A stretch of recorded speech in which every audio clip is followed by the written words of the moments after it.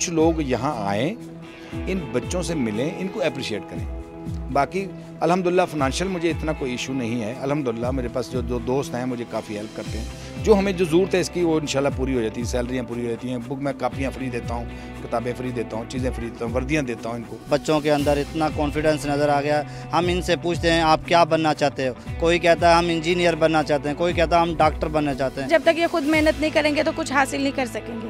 तो अल्हम्दुलिल्लाह मेहनत भी कर रहे हैं, तो हमारा भी यही शौक़ है कि इंशाल्लाह इसी तरह ये काम चलता रहे और ये बच्चे मंजिल हासिल करें।